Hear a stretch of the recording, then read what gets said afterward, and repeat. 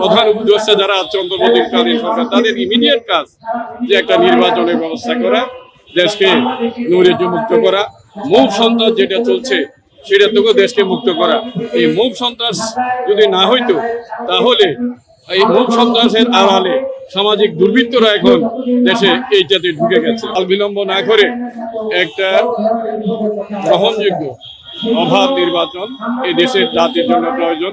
জাতির স্বাধীনতা সার্বভৌমত্ব রক্ষা করার জন্য এটা প্রয়োজন। টাকার খেলা, পেশি শক্তি মুক্ত, প্রশাসনের কারসাজি মুক্ত নির্বাচন দরকার। এখানে এটা নিয়ে বিলম্ব করা মানে আমাদের দেশটাকে আবার নৈরাজ্য যেটা চলছে সেই নৈরাজ্য আরো বাড়িয়ে দেওয়া, এই নৈরাজ্যকে আরো যেটা প্রলম্বিত করা, এবং দেশের আইন শৃঙ্খলা পরিস্থিতি যেটা সরকারের নিয়ন্ত্রণে নাই সেটা নিয়ন্ত্রণে নাই, এবং এই সরকারের পক্ষে সেটা নিয়ন্ত্রণ করাও সম্ভব না। একটা রেগুলার গভর্নমেন্ট ছাড়া আইন শৃঙ্খলা পরিস্থিতি নিয়ন্ত্রণে আসবে না। দ্রব্যমূল্য সিন্ডিকেটও ভাঙা যাবে না, দেশি বিদেশি বিনিয়োগও হবে না। সেজন্য অবিলম্বে, কাল বিলম্ব না করে একটা গ্রহণযোগ্য অবাধ নির্বাচন এই দেশের জাতির জন্য প্রয়োজন। জাতির স্বাধীনতা সার্বভৌমত্ব রক্ষা করার জন্য এটা প্রয়োজন।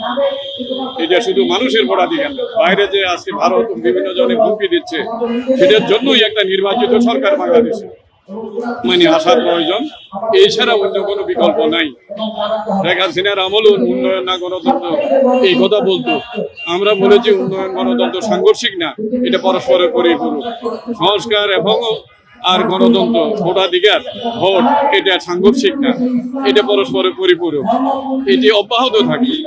কিন্তু আপনার কাজ হলো ইমিডিয়েট, আপনার একমাত্র কাজ ইমিডিয়েট, প্রধান উপদেষ্টা যারা আছে অন্তর্বর্তীকালীন সরকার, তাদের ইমিডিয়েট কাজ যে একটা নির্বাচনের ব্যবস্থা করা, দেশকে নৈরাজ্য মুক্ত করা, মুভ সন্ত্রাস যেটা চলছে সেটা থেকেও দেশকে মুক্ত করা।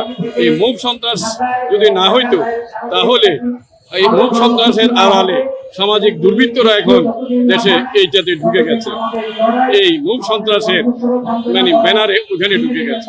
তাহলে এখানে মানুষ জানমাল নিয়ে খুবই নিরাপত্তাহীনতায় ভুগছে। তারা কোনো ভয়ের রাজনীতি যেটি শেখ হাসিনার আমলে ছিল, যেটা জুলাই আগস্টে ভেঙেছিল, আবার সেটা নতুন করে নতুন রূপে আবার প্রতিষ্ঠিত হচ্ছে। এই জায়গা থেকে দেশকে মুক্ত করতে হলে নির্বাচনের কোনো বিকল্প নাই। ভয় ওর কি কোনো বিকল্প তো নাই বাংলাদেশে। এই ছাড়া এই একটা রেগুলার গভর্নমেন্ট আসলেই, যেই আসুক ভোটে, যেই আসুক, কিন্তু একটা নির্বাচিত সরকার দেশের মানুষ চায়। জরিপ করেন, সব মানুষ সেটা চাচ্ছে। এটা বিএনপি রাখার বিষয় না, কমিউনিস্ট পার্টি রাখার বিষয় না, জনগণের সেটা। জনগণ চাচ্ছে ইমিডিয়েট নির্বাচন, সেই নির্বাচন দিয়ে দেশে শান্তি প্রতিষ্ঠা করা হবে। এই